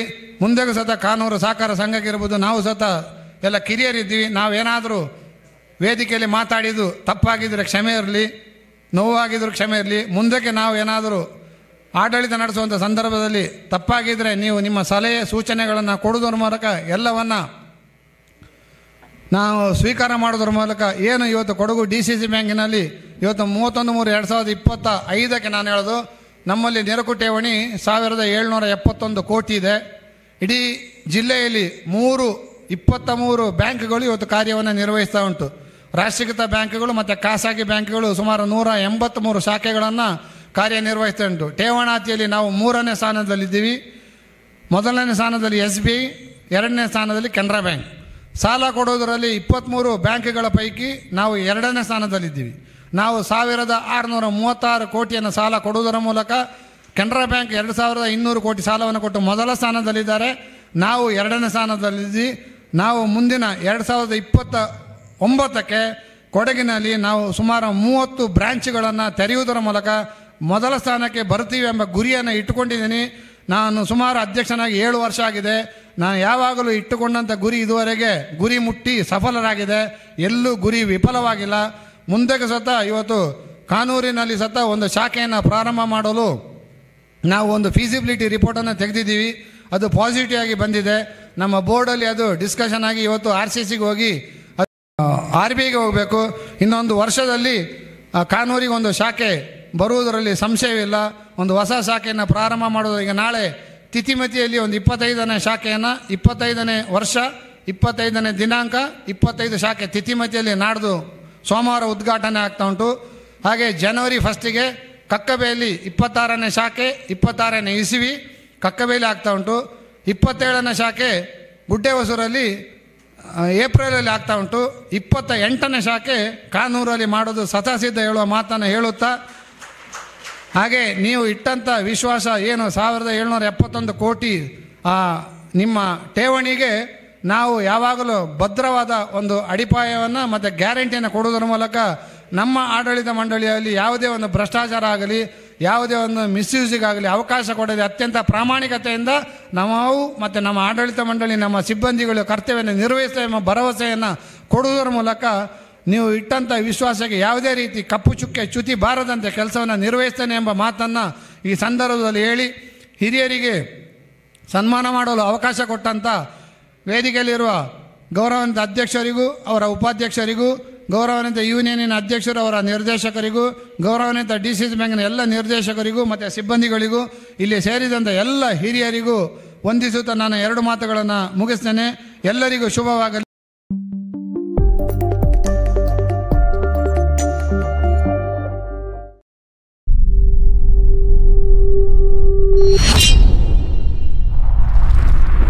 ಕೊಡಗು ಧ್ವನಿ ಡಿಜಿಟಲ್ ಮೀಡಿಯಾ, ಇದು ಕೊಡಗಿನ ನಂಬರ್ 1 ಯೂಟ್ಯೂಬ್ ಚಾನಲ್.